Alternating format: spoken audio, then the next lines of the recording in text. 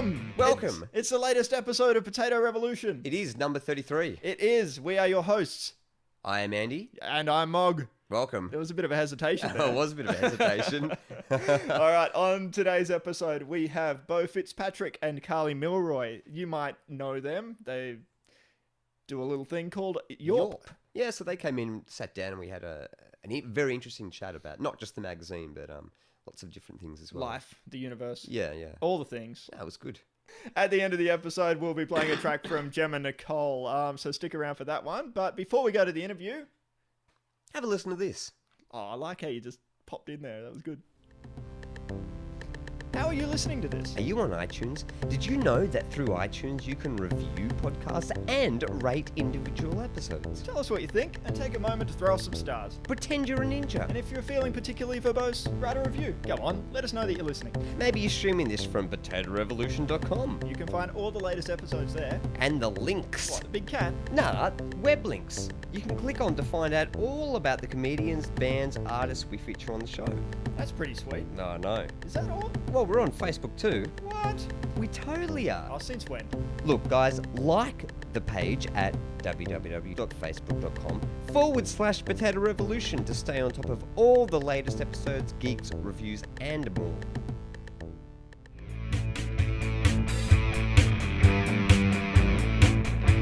All right, we're here with Beau and Carly. Welcome. Hello. Thank you. Hello. Thank you. Yeah, so we've got you both in because you are involved, well, when I say involved with, you're probably, not probably about it, you are the catalysts Of YAWP. of YAWP, yeah, the beast that it's becoming. Wow. Yeah. Wow. Feels good to hear that. Yeah. It's been such a slow progression that it's kind of. We were talking recently that it doesn't feel like it's developing into a beast. It just feels like we just keep taking the next baby step, and it's sort of blink of vision until we look behind us and sort of see what's happened. And it's, Mm. And it's not till you look back and you go, oh wait, look at all that stuff. it's a Yeah. bit weird Yeah. in a good way. Yeah, because like doing comedy, like as a comedian at any rung, you look at yourself, but you always ask the question, how am I perceived by my peers? How am I perceived by the audience? You don't really get a sense of how big you're getting. Do you know what I mean? And like you keep on going to gigs, but you don't know that people are coming to see you. Mm. You know, you just think you're this small fry who does 5 minutes, who does 10 minutes, 15, and then goes home and then all that sort of thing. And you get a couple of likes on your page when you say a witticism or something like that. But yeah, it's hard to know how you're actually perceived. Yeah. You know? Yeah. You can track that though online, can't you? With like views, I guess, page views, things like that. Or Yeah, and I think that's the only other metric is like when we actually go to something like Google Analytics or we look at our Facebook readership, we can actually see what's happening there, which is great. But yeah, I don't know. It's just it is true that when you go into the office and you do a day's work for the magazine, you just like, I have no idea if people outside of this office, more even internationally, if they know of the magazine. But yeah, you get these really bizarre emails that come from, out of the blue. They're a bolt from the blue, and they just say, "Love your magazine, and I want to contribute to it." And I was like, "That's heaven." Yeah, it's awesome. Sure. Yeah, it's really good. So to rewind, so you were a comedian, or are still a comedian, and then you started this, Beau? You kicked off the magazine? Yeah, in about 2011 started it. Yep. Doing comedy for about 5 years up until that point. Yep. And then, my comedy just recently went into hiatus. Last show I did was like 2010. And I thought to myself, I actually did a couple things like produced a one-night comedy festival that I wanted to get up and get going. And then that was kind of chugging along. And then I thought it'd be really good because I'm good mates with Chris Dewberry of Comedy Beast. Okay, yeah. And I looked at what he was doing and I thought to myself, it'd be really good if I could as an addendum have like a newsletter to promote the Quarterly Retort, which was the comedy festival, one-night comedy festival that I was doing.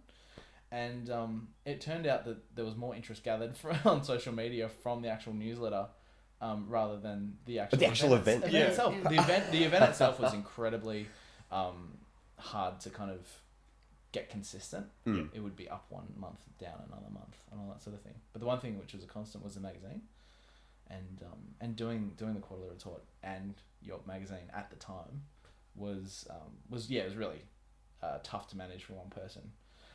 7 months later, enter Carly Milroy, and she said, oh, you know, I basically talked to her about the magazine, and she was really keen, and she's got a history of... I was a pushy bastard. Give it to me. Yeah. Carly, do you have a history with comedy, or is it just producing or Well, editing, I should say? Yeah, well, at the moment, I definitely say that my background and training and qualifications is editing. Yep. But I got into it, or it was pretty much when I first met Beau, when I started to, you know, get to know him, and that's when I got involved as a result of doing the Monash Law Review last year. Oh, right. And I also didn't read my it, housemates. unfortunately. What was that, sorry? I didn't read it, unfortunately. Don't hold it against me. Oh, no, that's okay. It's, we it's should, like we should a, talk about the law review, yeah, actually, heaps. because like we were talking to you before we actually got started about the law review, and basically it's called the law review, but it's like a comedy sketch show that's done every year under the auspices kind of, yeah. of the universities. Think about Monty Python. They started with the Footlights Review. Yes. That sort of thing. Right, Perfect okay. example, perfect Okay. example, yeah. And Deacon's got its own version, Monash has got its own version, Melbourne's got its own version, and I'm surprised how many people in the actual comedy scene do not know about this. Yeah. Because it's massive, and, And like it's such a good start because it's focused on collaboration so much.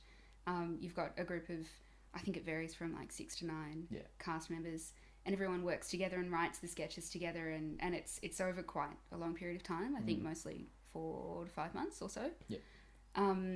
So it was an awesome experience doing that, and just loads of fun.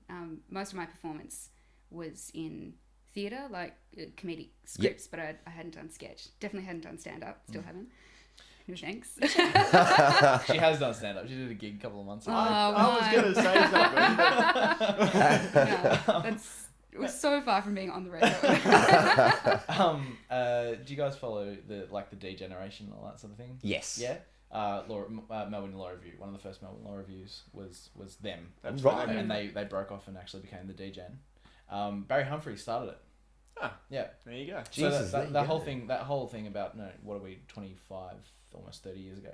Yeah. Where Comedy Festival was being developed and put together.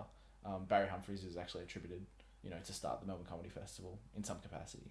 Yeah. That's right. He also started the Melbourne Law Review as part of Melbourne University, like it's almost like a side project that's running concurrently.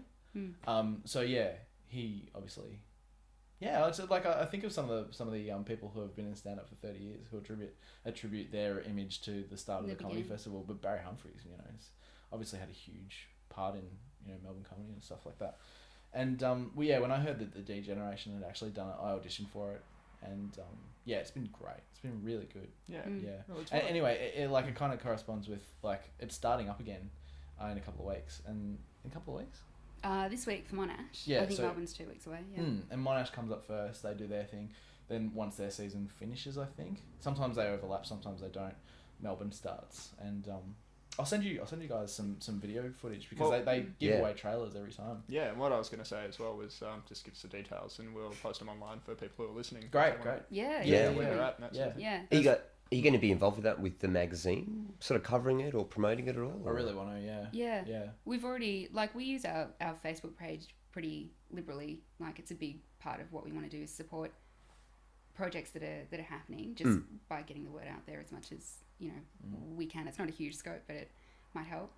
Every little bit helps. Yeah, true. Exactly. Yeah. So we've got the details up on the page now, but yeah, we'll definitely shoot them through again. Yeah, cool. Yeah. So that's where I sort of came into it. Beau saw the show and I think had an idea that I was definitely interested in comedy, but most of my background in comedy has been very academic and written and researching and the history of it and philosophy of it and that sort of thing. Yeah. Anyway, so we started chatting, and Beau basically said, do you want to submit an article? And I said, definitely. And here's She enveloped. Yeah. Here you guys are. I'll be right Python. there. Yeah, exactly. Because I was so into the idea because it's something that it was a bit of a gap as far as I knew anyway. Digitally, I know that there's a lot of street press going on, but in terms of an equivalent to a lot of music websites that are around that offer people the chance to write and participate, Be a part of a community, that sort of thing. and see what's happening. Sort of that immediacy was missing, I think, for comedy. Yeah. Aside from people's Facebook page or Yeah. social media groups, but you had to be in the know, right, to be invited into those. So yeah, I was just pumped to get involved, and then a couple of weeks later, we sort of decided that we'd tackle the thing together and onwards. Yeah, and as each month passes, I think to myself, what could the magazine actually become other than just words on a page? Because to be honest, you know, we can have a captivating article, but if it's not to the point or if it's not well written, then it can people can kind of go, oh yeah, I'll read that later, and don't get around to it. So we want to go in all sorts of different directions. A podcast is probably one thing we want to do, in unison with the actual magazine. We also want to do like interviews, and we want to do like videos and stuff like that, which kind of something you can listen to, something you can see, something you can read, something you can interact with. Yeah. Which is, you know, when I've actually got another friend who says they run a magazine. You go onto their website, it looks nothing like a magazine, but they're just calling it like a magazine. Whereas we've actually got a clickable version of a magazine. You do, yeah. Yeah. Do you want to see that in like a printable form being distributed? I'd love to. I'd love to. But I have got a couple of friends who run in-print magazines. Yeah. And, you know, in having conversations with... Now, this is alleged. This is not, you know, verified. But, you know, you talk to people who work around the same orbit of print press, and they say, yeah, we're closing down. We're going out of business. Like, we're a street press. We're essentially a free street press. Yeah. And we are chockers with ads. There's people pay vast amounts of money to do it, but the printing costs are astronomical. The readership is I wouldn't say dwindling, but it's just people are, well, maybe it is dwindling because people are getting their information from other areas. Yeah. And if it comes to the time when we've got enough money coming into the actual magazine to say, hey, let's do a printable version of this. We might do a small scale printing run to the comedy rooms and just do about a 38 room drop off in Melbourne. Maybe see if we can extend that to someone in Sydney.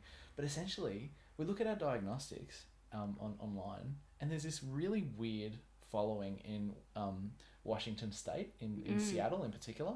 Like, it's just a spike. Whoa. And you look back at the readership, and in America alone, it started in Seattle, and then it kind of just permeated to Texas and California and the East Coast as well, Middle America, and we're like, there's no way a print magazine could get to you. Yeah. Maybe we should probably just stay online, or I think so. Yeah, with the advent of like smartphones and tablets and just your average computer, your home PC. Yeah, I think you're on the money with this. Yeah, but I think we're coming into it at such a beneficial time because things are changing. I think generally the landscape seems to be that everyone's making that shift. So because we're coming into it now, it's not a big gear change for us to say, all right, well, let's make this interactive. Let's kind of, you know, link it in with all of these other mediums like YouTube channels or, you know, podcasting, and that can be accessible inside a magazine. They don't actually have to be separate entities anymore. Which is exciting, and I think that print would accompany that. But I don't know, personally I see print as being, certainly for the magazine format, as being helpful for marketing and helpful to get the word out there, but it will never allow you to experience things at the same depth as you can if you dedicate, you know, 20 minutes at your desktop, or if you're on the tram on your tablet. Exactly. I was going to ask, how have you found trying to get, well, not trying, you have got guests in to be interviewed.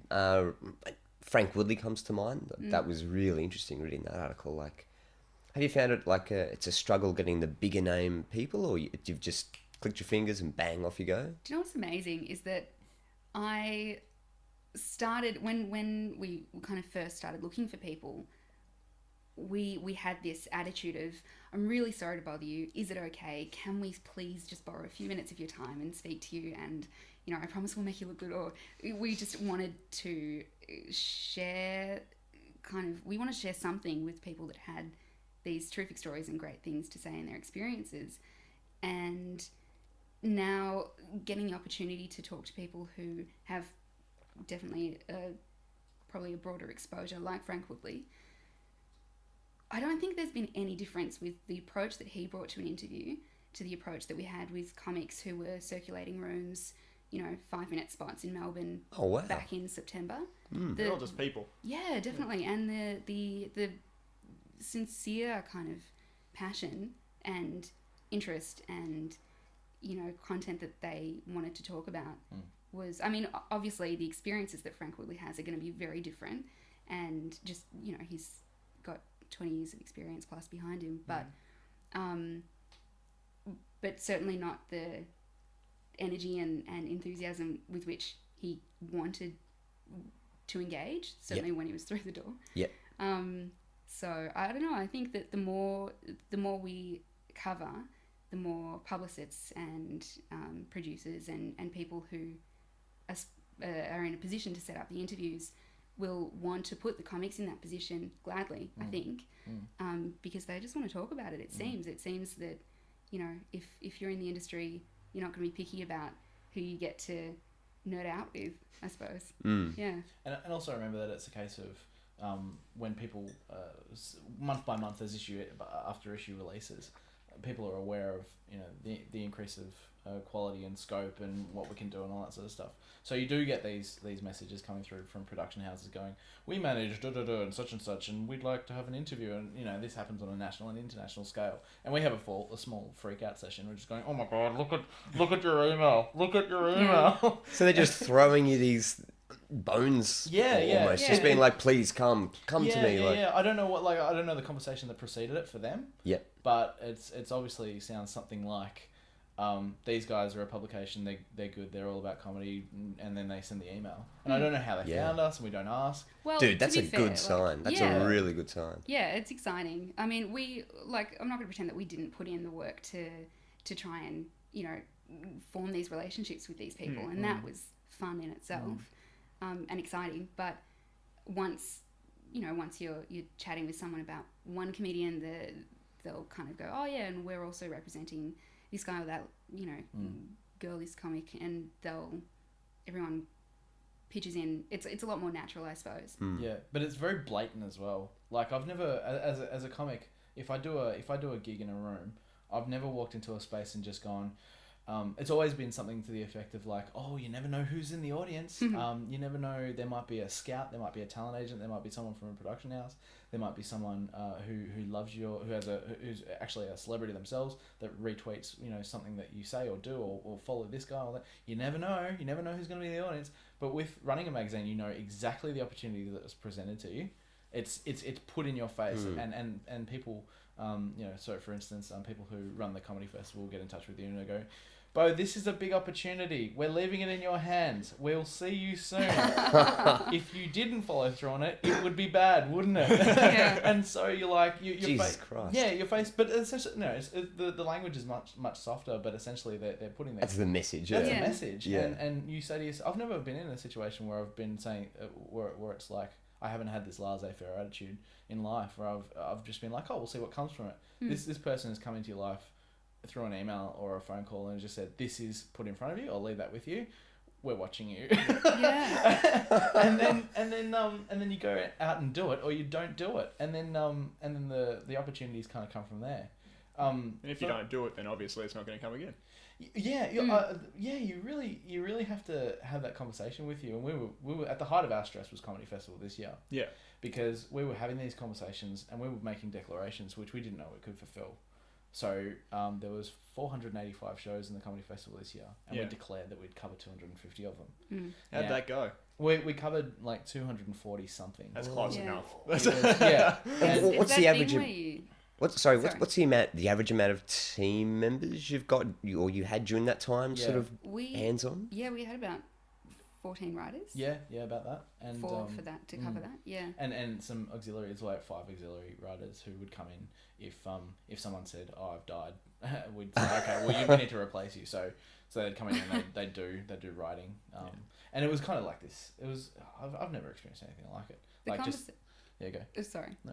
The conversation that we had to have with them was just a massive smile because of stress, and 50% just sheer stressful energy and 50% excitement. But we had to speak to our writers and say, hey guys, not showing up isn't an option.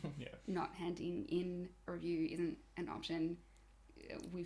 It's the same thing as people saying, oh, I'm going to learn Spanish, telling everyone so that when, if the opportunity comes to back out, you're kind of cornering yourself to achieve that because you've made it so public. So I guess that was our approach with the comedy festival this year. Yeah. And the writers were fantastic. Yeah. They were really They were spot on. they really stood up to the plate. Yeah. They were really spot on. And I was having a conversation with someone the other day about the whole process of reviews and writing for the actual magazine, because I said to someone, where you might not realize it, but we're actually two different organizations. We're a review engine where we go out and we critique comedy, and then we're actually commenting on comedy itself in the off season, like off festival, which is actually being contributed by the very people who were reviewed.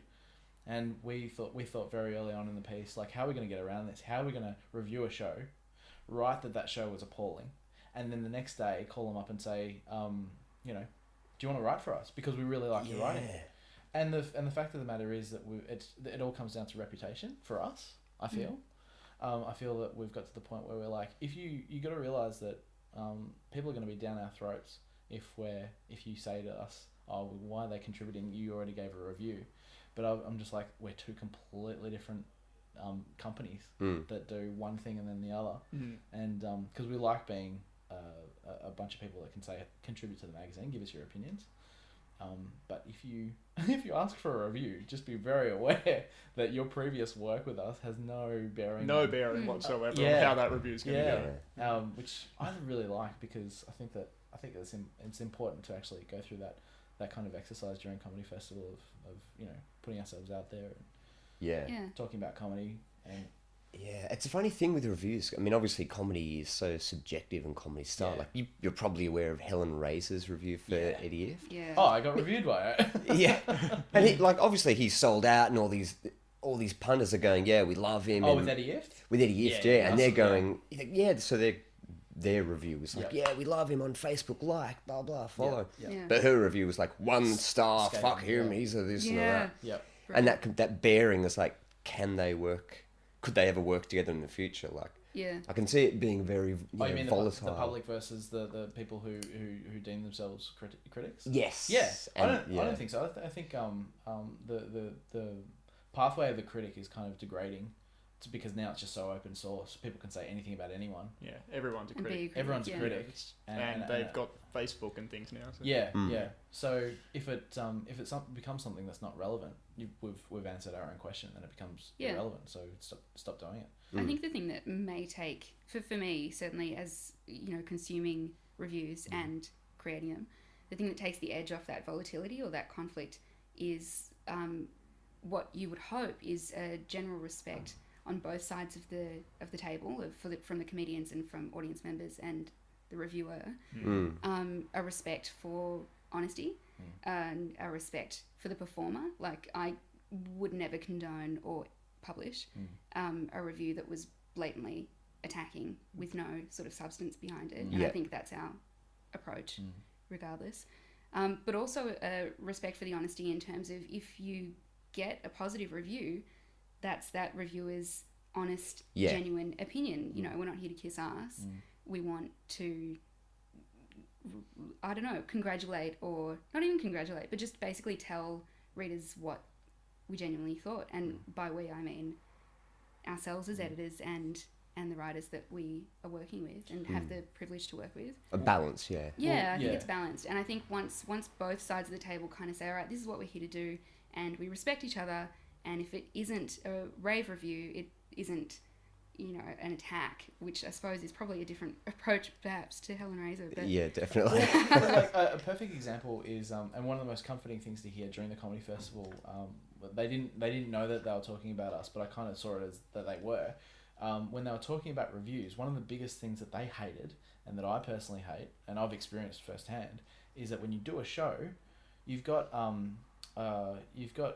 Jenny, who's a cooking critic. She's a food critic by day, and because there's such a high demand of comedy that goes through April, her job has been supplanted. She's not actually doing cooking this month. She's going to review comedy, and she's going along to see comedy, but she doesn't know anything about comedy. Like, she doesn't know the backstory. she knows what makes her laugh, and she'll report on that. Yeah. But depending on the readership, that's an awesome advantage for if you are reviewing for, say, the Herald Sun, is because their readership is generally going to be a much broader selection of people who don't know anything about comedy. They don't want to go see some sort of avant-garde show, presumably, generally speaking. Yeah. They want to see, set up punchline, satisfy that, at the end of the day, just get their laugh and fuck off home. I suppose, it is interesting because, like, what it's funny because the one thing that the comedians actually said was, I want to be, I can appreciate that, they've got, I don't want to say lowest common denominator, but they've got people who aren't involved in comedy reviewing comedy, and they didn't feel comfortable with that, because what if they got a one star review? These people aren't devoted to comedy, and I kind of felt like with us, at least we did two things. We got people who were passionate about comedy and write on a regular basis about comedy, and the second thing is Carly and I went to great pains to set up like some sort of rule. Or set of things you just can't report on in a review. Definitely. Do you know what I mean? Like stuff that's beyond the performance control and things like exactly. that. Yeah. Like, the person didn't mention this. I like it when they mention this, and I was like, what? It's relevant. Yeah. Review the show. Yeah. And there were things like there were kind of encrypted messages in reviews. Sometimes you have to be, particularly if you weren't a fan of the show, where you start talking about things which aren't show related, but you got to kind of curb that as much as possible. You can't talk to the comedian in person through your review. That's just insulting. And you've got to, if it's going to be criticism, it's not going to be about what you wear or your gender or your. It's going to be about the material. And it's got to be as subjective as possible. It's like, if you like this, then you might enjoy it. For me, no. Yes, well, that's why I think you guys are an advantage compared to, say, the Herald Sun. I think I only saw one review in the Herald Sun this festival for this year that said something along the lines of, like, 2 stars, didn't really like it, didn't like the jokes, but a lot of people in the audience were laughing, so it's not my cup of tea, but if it's yours, go for it. Yeah. And that was the only review that I thought, wow, that's really sort of open, Everything else is very, like, he didn't make any jokes about trucks, and I drive a truck for a living, so fuck that comedian. It goes beyond balance even. It goes into just poor journalism, because your job isn't to get up there and say this is what it is. Your job is to say this was my experience, and I think that's one of the biggest pet peeves that I have, reading reviews from people who aren't familiar with what it's like to be a performer, or aren't familiar with, don't have any experience reading reviews and content from performers, is they give away the plot points, or they give away the punchline. Oh, yeah. There's no hell. Yeah. Sorry, not to give away anything, but Simon Keck's big not punchline, but Knob Happy Sock one. Yeah, Knob Happy Sock was when he introduced the show. He did something, and people wrote it in the review. I know. People wrote it in the review. Thank God I didn't read the review before I went there. Do you know what I mean? It's like you can't. This is clearly someone who, and that's kind of Carl. That's what I meant before when I was saying, like, when we look at the comedy shows, we're doing it because we have that backlog of understanding. You definitely don't reveal someone's punchlines during a show. Whereas someone, who it's not their portfolio to write about comedy on a regular basis, might not know. They might not be handed a document that says this is what you don't do, and I don't know. It seems really I think one of my favourite stories was when Morgan was a teenager reviewing a lovely movie called Armageddon. When was this? I don't believe this is a review as such. I think it was just me being a jerk. It was an opinion / a review. I think it was just me being a jerk at school. That's what it was. Yeah, none of the kids had seen it. And Armageddon, we know it's an asteroid and all the rest. I'll let you don't ruin it for me. Touch on it. Well, I'm going to have to for the point of the story. Basically, it was one of those, not show and tell, but a moment where you're at school and you have to get up in front of the class and tell a story about something or other, like something that happened in your personal life. And I'd just previously seen Armageddon, and I was talking about my experience just going to see it, and I got disheartened halfway through, And because everybody was just looking at me going, I don't care that you've seen a movie. And I'm like, oh, well, just for your information, Bruce Willis dies at the end. And then walked off. Everyone hated it, yeah. You know why they hated it? Because it was a jerk move. But yeah, sorry, what you were saying reminded me exactly of that. Exactly. Did you review Sixth Sense the week after? Yeah. Amazing. But it's yeah, and it goes beyond the reader being like, oh man, I didn't want to know that. It goes into I can imagine just as a comedian, you just Oh, be like, can you "Wow, imagine? Yeah. just punching something. I'd Oh. be furious. Yeah. But the cool thing and the thing that kind of keeps, I don't know, personally me going, and I'm sure Beau as well. Oh, I don't know, you can speak for yourself. But the thing that I enjoy is that we're also learning, right? Like that was our first festival. And from that, we just threw ourselves into the deep end of the pool. And I know for a fact that there are lessons that we learned about ways to handle things and procedures and processes that are going to help tackle it on a bigger scale. And I'm super looking forward to this year's Fringe Festival and next year's Comedy Festival and hopefully, the year after and so on. And it smooths out the kinks with time. But I suppose our goal with regards to writers and reviewers is to learn our lessons, get feedback from comedians, definitely, keep our ears well and truly open and keep the dialogue open, and then mentor and keep really close ties with our writers so that we can contribute to hopefully the bar raising a bit with regards to reviews, with regards to the So if coverage of the mistakes festival. were made, not repeating them, basically working towards Pretty much. Yeah. tightening it up definitely. and making it better. Yeah, I just like, if anything, I just want every comedian in the scene to realize that we they feel like we give a shit about them, and they feel like when we ask a question, how's your comedy going, it's a genuine heartfelt question that we want to learn more about your particular trajectory, where you're going, what you're doing, where you see yourself in a couple of years' time. And it's not just hey, how's your comedy going? Great. Yeah. Listen. Yeah. Is there anything else that you wanted to touch on? Carl, go for it. Geez, I don't know. I'm talking about people's bathrooms. So I'm out. Is there anything on the horizon that you sort of want to plug or maybe hint at that we haven't already covered? Aside from actual issues that are coming out, like I'm really pumped about the sketch comedy issue that's coming out after this next one, which is about Edinburgh Fringe for this month. But I don't know if that's much of a talking point because there's always going to be a new issue. The only thing I'd say is we love getting new readers, but we adore getting new writers. Yeah. Yeah. And I would say if anyone is listening to this who wants to write articles or do interviews or has any like innovative idea to get involved at any capacity, get in touch with us. We're available.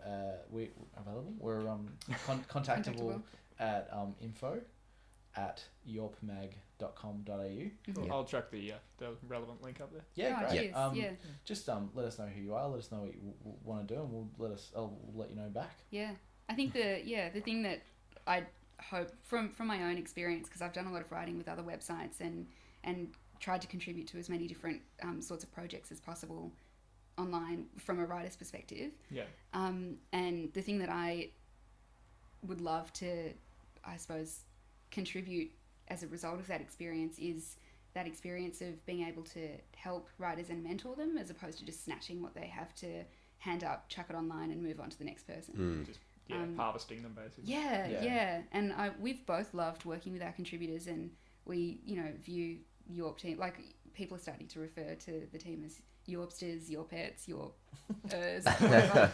Have you got a version of that? Have you got potato guys? Like, g'day potatoers. The Spud Army. Spuds, Spot on. Just quick, actually, here's something I should have thought about. YAWP, where did that come from? The name itself. Boom. Carly hates this. Every time. What's it stand for? Oh, well. I just Go for it. Just I make think, something up. the one I like the best is Yet Another Wanky Publication. But it's Not not factual, though. It's no. It started off as it's not an acronym. It started off as the Dead Poets thing. If you've seen Dead Poets Society, he's got there's a scene out of that, which is essentially a real life comedian, Robin Williams, talking about what it is to be, Yep. expressive. And that's where the actual name kind of came came from a blog. I had a blog called YAWP, and it wasn't really wasn't exercising my right to blog on a regular basis. But I like the name. I like the name, so I kind of just migrated into a magazine, and then that's essentially how the name came about. Yeah, sound your barbaric YAWP is the quote from the Whitman poem. I think that it's. Oh, right. Yeah, but it's the only bad thing is saying hi, I'm from YAWP magazine is really hard to kind of communicate over the phone. And people are like, what? You're from so your fun. magazine.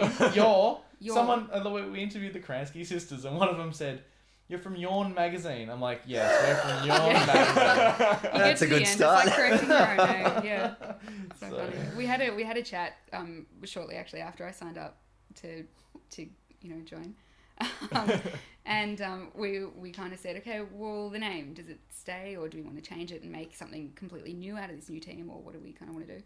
And the thing that we both agree that we really liked about the name is that it's not like Zoink. Funsters, Yeah. boing, Oh, yeah. Zoink magazine. Yeah. Laugh it up, Bring us. ha, ha, ha. Yeah, I was it's like, these are all yeah. terrible. This is why we stuck with it, because Yeah, I couldn't come up with anything better. Yeah. Hence Potato Revolution. Yeah, exactly. Yeah. Like Chuckles magazine. I don't want to write for Chuckles. Yeah, magazine. it just sounds wanky and Yeah. shit. Yeah, and it gives us license enough to not have to produce funny content. We can actually just comment on whatever we want. We can kind of take it different angles Yeah. without having Yeah. to stay true to, I don't know, the promise of a name. Yeah, you haven't Yeah. pigeonholed yourself into something, yeah. Yeah. That'd be yeah. a good name for a magazine, though. Pigeonhole. Yeah, Pigeonhole, that's right. What, banned in 38 countries? Read the new Pigeonhole magazine. Yeah, that's right. But I was listening to the interview you guys did with Ryan Coffey, and look, it was like, of course, Ryan's extremely talented comedian, but didn't feel the need to be funny on Yes. on the podcast. Yeah. Which is, when you listen to comedians talking about they're the most serious people in the world when they're talking about their craft. Mm. Yeah. They don't make jokes, and if they're asked to make jokes, like if they go on Little Dum Dum Club or I Love Green Guide Letters, and they'll actually know, oh, okay, this is a forum to be funny, to perpetuate my brand. But there's a lot of comedians listening to comedians, and a lot of comedy geeks listening to comedians who want to hear what you're thinking. Yeah. And I think that's a lot of what YAWP is. If we were called Chuckles Magazine, we'd have to be like, what's the deal with the Thatcher? Oh, wow. So you see how I'm struggling. Yeah. Yeah, you'd have a wacky theme song Yeah, and all the yeah, rest. exactly. Yeah. We'd be compiling people's blogs, and that's not what we want to do. We want to curate something new. Yeah, really. That's good. Yeah, and more often than not, we find that a lot of people write funny pieces, and we put that in a certain corner in the magazine, and then people actually have something to say about the actual scene itself. We put that in its own corner, and so essentially, it's not just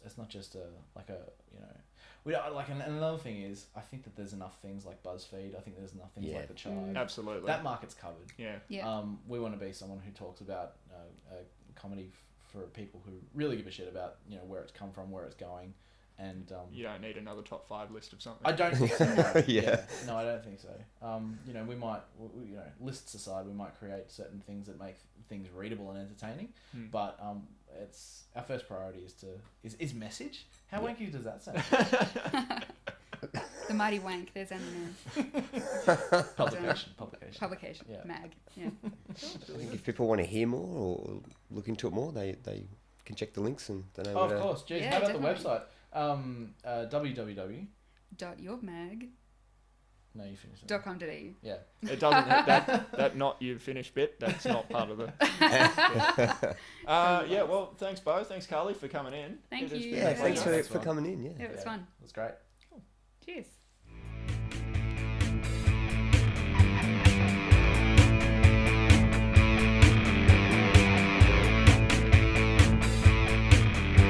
All right. Yeah. So that was Beau and Carly. Yeah, it was good. I enjoyed it. Did you? Yeah, it was good. Another thing What? that other I thing? experienced that was good Yeah. was something that happened on Tuesday night. Well, yeah. Do you want to talk about what happened on Tuesday night? I don't particularly want to talk about what happened on Tuesday night. Well, you're going to anyway. Okay. So, for people that don't know, what happened on Tuesday night? Every now and again, there is at Horse Bazaar, which is a lovely little location that we frequent occasionally. So we had the launch party for Potato Revolution. Yep, and we Hang had out beer there. one time. Yeah. Yeah, that was good. But Tuesday nights now, they do a storytelling event, the Cock and Bull people. Yes. And I thought to myself, well, both of us have done storytelling before.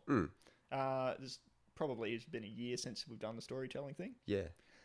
Apparently that's too long to go without actually getting yourself back into the training mode and thinking about what you're doing before you get up on stage. Yeah, that was... You don't need that kind of restriction, though. What? You don't need that kind of restriction. I'd need a little bit of planning before I get on stage, though. Everybody else, like, the night went wonderfully. I think it was a really outstanding night. There was only one low point, and that was just me. So it's basically with storytelling, you get up and you tell a story. The only criteria is that it's a true story and it vaguely relates to the topic of the evening. And funnily enough, the topic for this evening was mistakes. Perhaps it was so good. Perhaps it was a mistake that Couldn't have planned it better. Look, maybe this is my subconscious getting all, meta on you and just... That's exactly what it was. So basically you get up there for 5 minutes and you tell a short and succinct story about mistakes. Yeah. So I got up there with my... let me just put it in perspective. Last time I did a story or two, I wrote down about 7 major points that I had to hit. And my voice went squeaky just now. 7 or so major points that I needed to hit. And when I got up on stage, I'd do about 5 of those, and that'd get me in with the 5 minutes. Yeah. I had 15 points written down. 15 points to get into 5 minutes. Yeah. I didn't rehearse this. Yeah. I didn't know if I could just skip over some bits or not. No, it was a solid 5-minute story stretched out to 12 minutes and 38 seconds. Yeah, I know. And the sigh of relief when I left the stage was amazing. I'm sorry to everybody who was there. Well, where do you think you went wrong though? Like, obviously, like, because you and I are tadpoles in this kind of thing, but like, looking back, where do you think you went wrong in storytelling? Like, where did the wheels fall off? The wheels fell off before I got on stage, to be honest with you. I just didn't do enough pre-planning. Previously, I've, sat around at home and read it out to myself, timed it, recorded it, and had to listen back to it just to see the flow of it and things like that. And this one, I just went, I'm just going to write a couple of pages and that's going to be fine. And I rewrote them. And I did the points and that sort of thing, but I didn't sit down and read it out loud or time it or anything like that. Okay. So I didn't have an understanding of what it would sound like being... Like, it read fine on the page, but when it came to how it would be performed, I had no idea what it would come out like. Were you conscious of the time limitations at the same time as telling the story, or were you just focusing on the story? To a degree, because I asked Kathy, who runs the night, what sort of time limit do we have? Because previously doing storytelling was at Trades Hall. Trades Hall, yeah, with John Bennett. Yeah, the Rocket Clock Story Slam. And they give you a bell at 4 minutes, and at 5 minutes they'll just keep ringing it until you fuck off. Yeah. And I asked Kathy, that's her new name. I asked her what the time limit was, and she said, it's 5 minutes, but we're a little bit flexible. But try and keep it into 5. So I was aware of that. But you can tell me. I asked at one point, how am I going for time? And she shrugged at me. How many minutes into it was I when I asked that question? Well, I would say you were probably a good 5 minutes. Yeah. You were probably about 5-6 minutes into it. And I was a third of the way through the story. Yeah. Yeah, it was just To be honest though, like the bits where you were on stage looking around. Yeah. It doesn't matter what, I was still it was still engaging, but it was the bits where you sort of went, hang on a second guys, I've just got to take a breath. And there was that silence. Yeah. And it was almost like you're traveling at 60 and then you could be steering all over the road, but you're still going at 60. And then slam on the brakes, hang on, 1, 2, oh yeah, now I know which direction we're going. Yeah. And then go again. That was the thing with the asking how much time we had left. That was a moment of like putting the brakes on for a second. And I was also totally aware of, as I was telling the story, there were certain aspects of it that could have been clearer. Yeah. For example, people who weren't there, I had 2 characters in the story. I called one Queen B because I thought it would be cute, and the other one Queen A because that goes with Queen B. And then retell, like when you write that down, you can follow that quite easily from paragraph to paragraph. B and A are quite obviously different things. Yeah. But when you're telling a story and you say Queen A and Queen B, if you don't have anything to illustrate that they are different other than their names, you lose track. Yeah. And as I was Well, telling it's similar, to saying like point A and point B, and Yeah. you can get lost in but yeah, switching between one and the other and trying to keep it, succinct. I was aware as I was saying it that this is actually probably more confusing to listen to than I gave it credit for. And while I was thinking about that, I was also thinking about, I've probably been up here for about 7 minutes now. I should probably get it. And there was a point where I was like, I should get off now.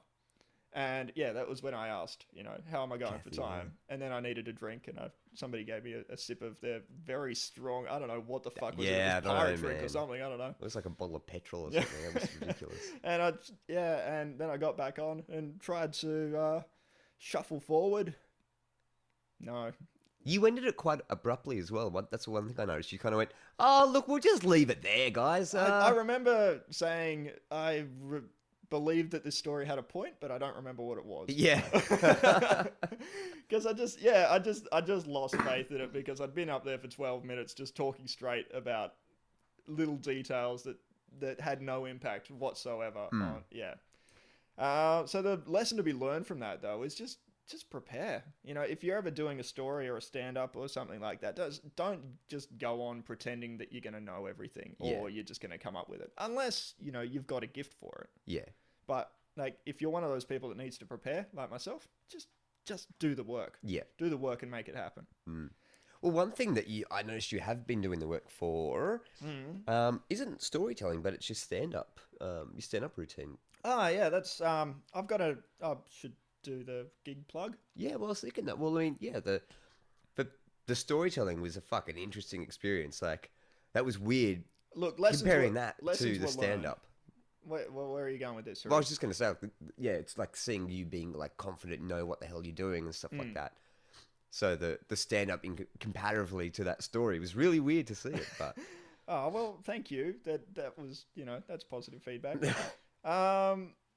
Yeah, well, anyway, next week on the September 11th, which is a fun date, I'll be at Death Star doing 5 minutes of stand-up. Dressed as Osama bin Laden. I'm not going to do that. Oh, okay.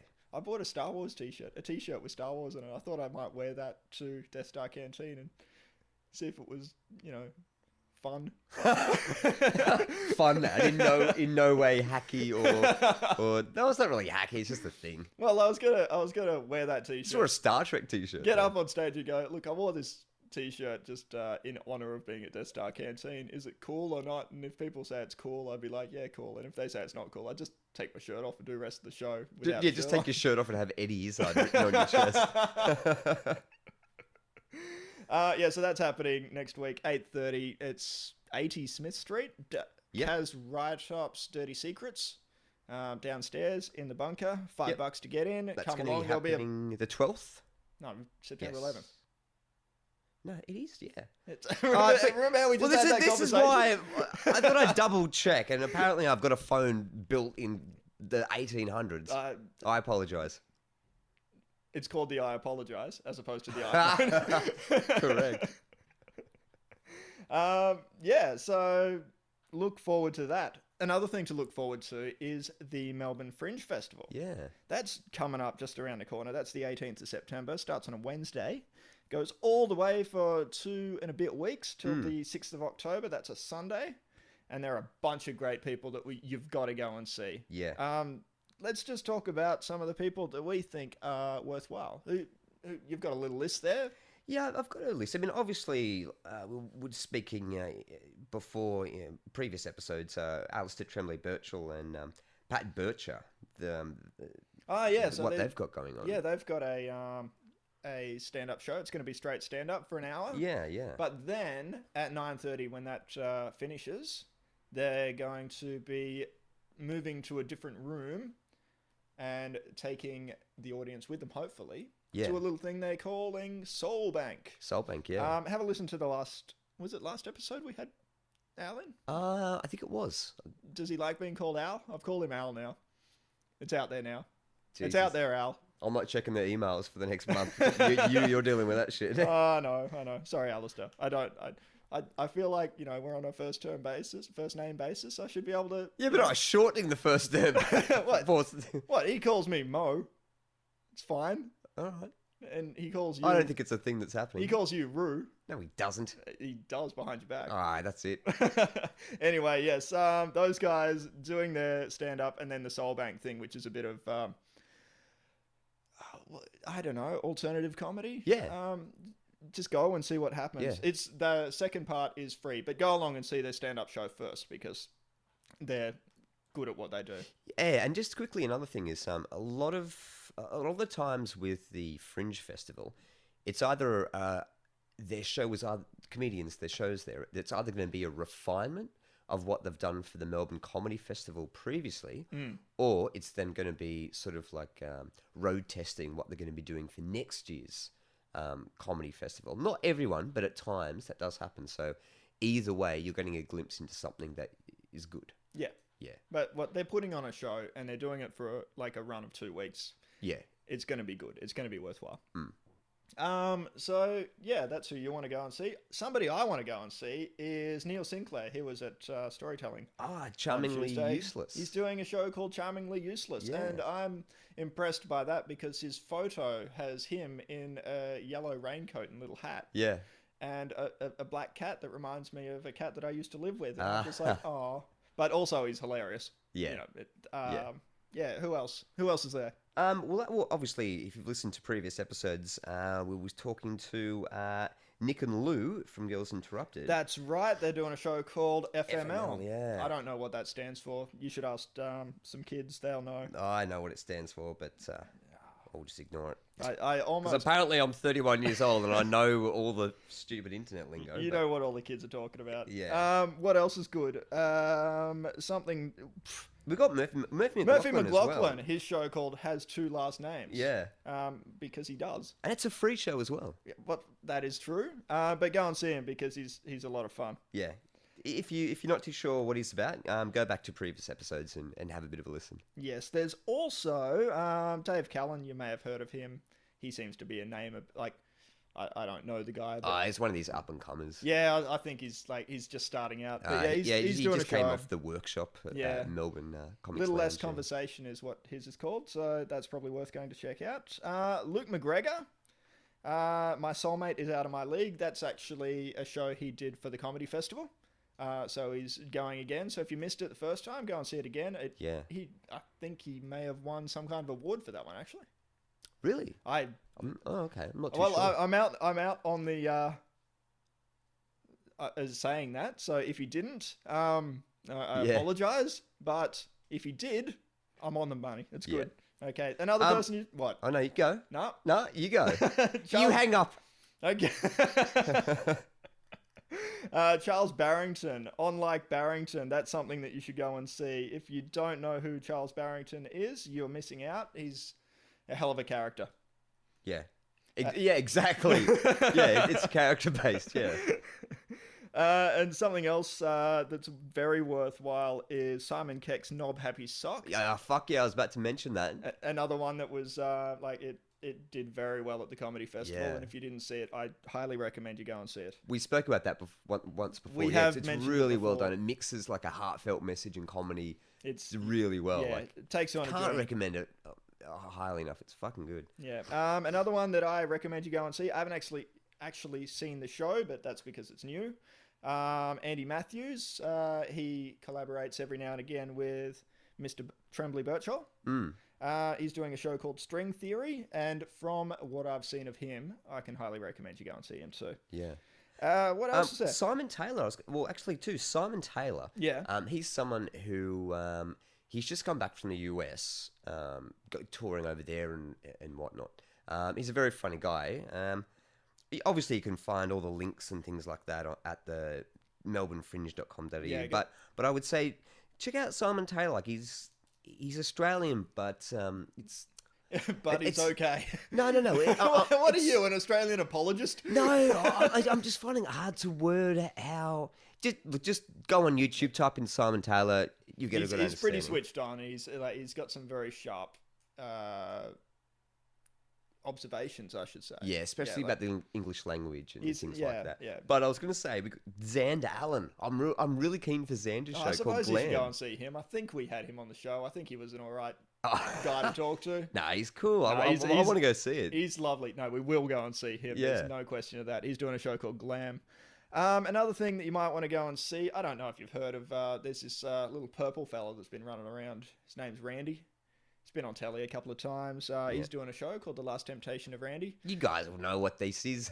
Look, I don't want to be, humanist in this, but yeah, like he is a puppet, but don't hold that against him. Yeah. But he's very entertaining. Yeah, and last funny. but not least, there's a duo under the name of Satan's Finest. Yeah. Jackson Vorha and Mitch Alexander. Mm. Which leads us to who are our guests next week? Well, our guests, plural, next week. Yeah, well... Well, the singular guest that we have next week is it's one half of the duo of Satan's Finest, which is Mitch Alexander. He's an interesting guy. So he's a comedian, also does music. He studies philosophy. So we've got an interview with him coming up next week. Very interesting guy. Yes, and that was a very fun conversation we had with him too. So tune in next time for that one. We say next week, but it's in 2 weeks. But if you're listening to this a week in the future, it might be next week. So what I've just said has just been invalidated. What else is happening? I think we're going to we should go now. We should play a song before we go. So I guess what you guys should take, I think before we end, just to wrap it up, I think we should say, check the link page on the Potato Revolution page. PotatoRevolution.com. Like, you know it's there. You heard the plug beforehand. Yeah. So we'll have links to everything we've spoken about, obviously, in the interview and also in this little wrap-up as well. And obviously for anything that you might want to go and see in the Melbourne Fringe Festival, just go to melbournefringefestival.com. Just Google it. It'll come up first thing. Yeah, exactly. And also things that we've spoken about in the past on past podcasts. Just check it out. It's all there. That's all there at the potatorevolution.com. But now it's time to go. That's it. Thanks, guys. Thanks for listening. Lovely. Who we got to play us out? We've got a young lady named Jemma Nicole. I caught her a couple of weeks ago at the Empress when I went and saw Sophie Rose, who's been another musical guest on our show. Yeah. Went and saw her, and I got an extra treat in the form of Jemma Nicole. She's got a bit of a country slant to the stuff she does, but I'm really... Well, is it like country folk, would you describe it? Well, you're just going to have to listen to it. Because look, I really dig this sort of stuff. Yeah. It's people. I have grown up in the country, being bombarded by 2 different schools of thought, and one of those is the country music train of thought where it's country music or nothing. Yeah. And then there's everybody else that goes, everything else is good but country. And I skate the line. I walk the line even a little bit like Johnny Cash. Oh, interesting. Except I don't wear as much black or sing in such a monotone voice. Yeah. Or maybe I do. You shot a man in Molong just to watch him die. That's funny and not true. Not true, no. Anyway, yes, Jemma Nicole. She's got a beautiful voice and like some really heartfelt lyrics. The song is called If I Had a Gun. Ooh. So just have a listen to this. It's really quite cool. And if you want to find out more about her, she's been doing some stuff with Triple J on Unearthed, I believe. I'll put the links up there anyway. So here we go with Jemma Nicole. Thanks, guys. Bye. You gonna say bye? You gonna say bye? Hello? No, don't say bye.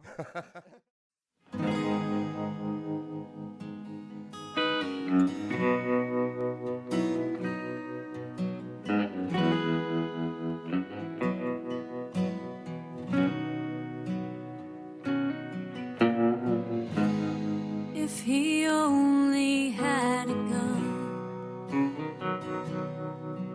he would sit on the front porch and wait till I got home. But he's somewhere way out west now, cleaning up his mess. In his mind I'd rather be alone.